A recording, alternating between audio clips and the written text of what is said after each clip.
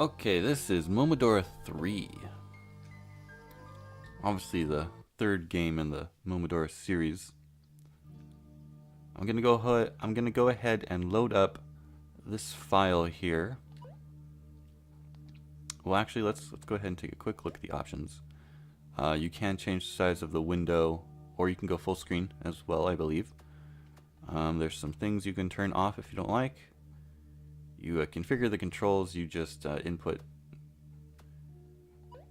what you want. So there is partial controller support with this game. And I say partial because I have like an Xbox controller connected, and ordinarily I can only move with the control stick, but I have software on which lets me use the D-pad. So anyway, this is saved at the beginning of the game, but I am not at the beginning in terms of progress. So you attack with attack. You have a regular attack with your leaf, which is a normal thing for the series. You have you start the game with only 3 item slots. This game is nice enough when you have to have New Game Plus, so when you beat the game you get an additional slot. So that's just a little extra thing.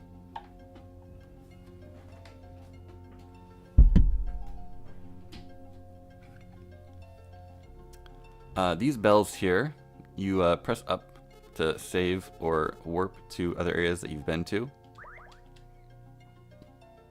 This is also on easy mode, so I have 5 hearts as opposed to 3 on normal or 2 on hard. These are some regular enemies that you see throughout the series. I just died, so you can see that. Let's go ahead and look at some of those items. Let's see. Actually, let's play a little bit here first. So when you kill enemies, they drop money. Whoops. If you hold your attack button, you can charge up a projectile attack. There we go.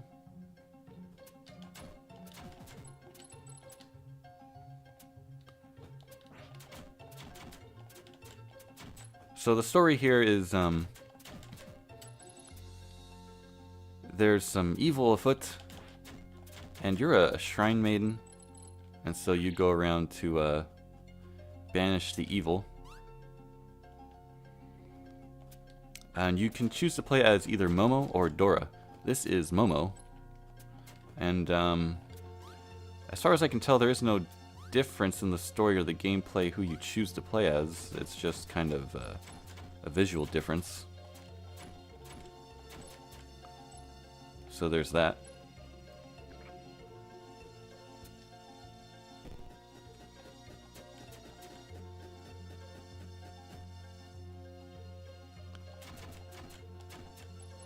Alright, let's go ahead and look at some items now.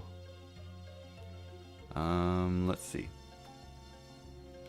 So there's money magnet, so the money will come to me. This is one you get fairly early, or you can get fairly early, a summon stone. So you just play like the entire game with this little shadow following you. And the it does have its own little health that doesn't really get shown anywhere. So if it gets hit a lot, it'll stop moving for a bit. So yeah, the level design here is that you have areas that you go through, and you just kind of go straight from start to finish. It's a little different from the second game. It's really more like the first game in terms of level design, where it's meant to be played out just like straight start to finish.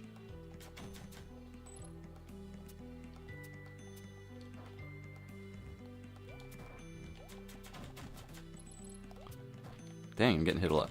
It's not good. Let's try some more of those items. Here's increased defense.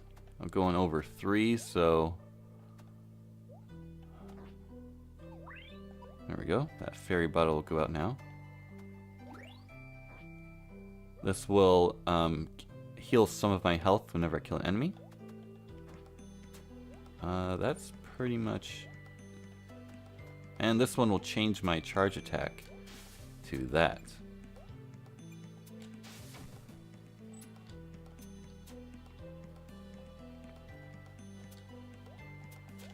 So yeah, I think it's fun that, you know, after you beat the game, it allows you to make yourself overpowered. I think that's just a fun thing that games can do.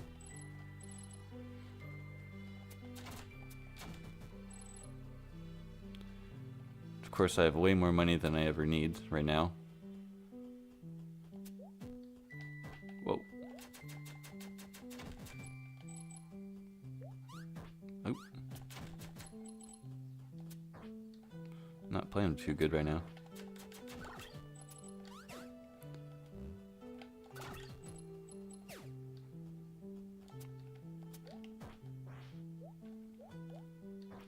Underwater, you can just jump over and over again to ascend. I like that swimming mechanics. This bunny person here is a shopkeeper. I can rebuy the fairy bottle I used. But yeah, once you buy most things, you can only get them once, of course, because they're not like consumable, except for that fairy bottle. And then I can save. And I can warp to other places that I've been to. Let's go here. This is the only stage really that has like multiple paths, I'd say. Most of the level designs are pretty straightforward.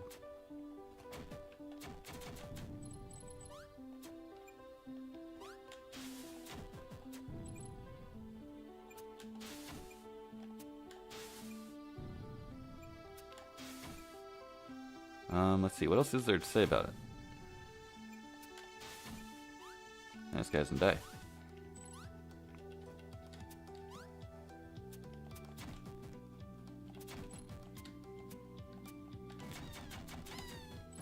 Oops.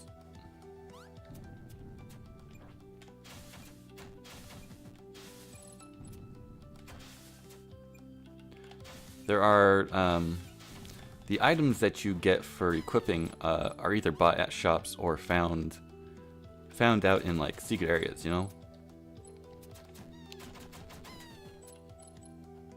It's like, here's another shopkeeper. Yeah, I already bought everything.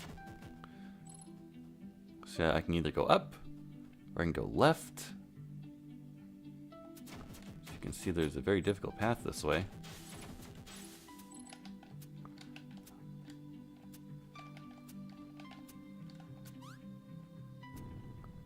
I can go up there. Oh, I guess I have to go up there.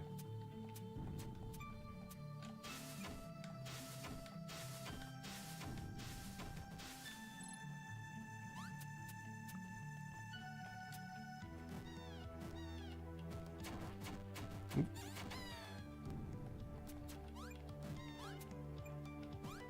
Oops.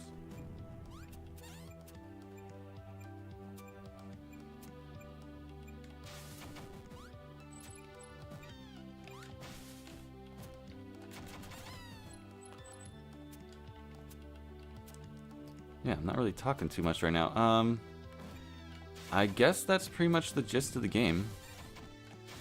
There are bosses, so that's cool.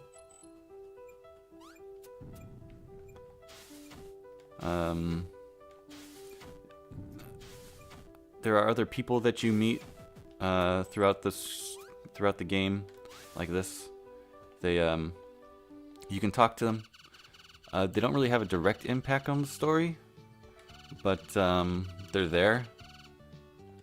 Just, I guess, I don't know, bring some variety.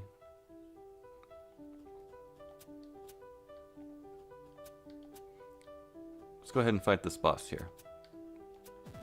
Then we'll be done.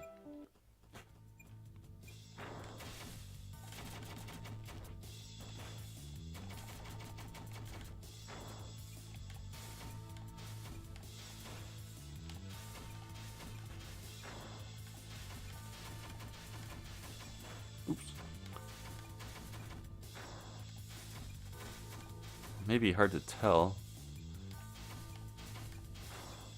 but this person jumps or dashes to the side and then jumps to the center to release that wave of attack. So I'm kind of moving back and forth here. I can attack straight with my leaf for more damage. Oops, but if I get too close, then when they jump back in, I get hit and I die. Okay, well that's Momodora 3. You get the gist of it. It's a pretty cool game. I believe it's only like a couple dollars. And the length of it is also just like a couple hours. You know, unless you go for Steam achievements, which adds a little more time. But yeah, it's a good game. You can check it out. If you have any questions, you can ask in the comments below. Thanks for watching, and I'll see you in the next video.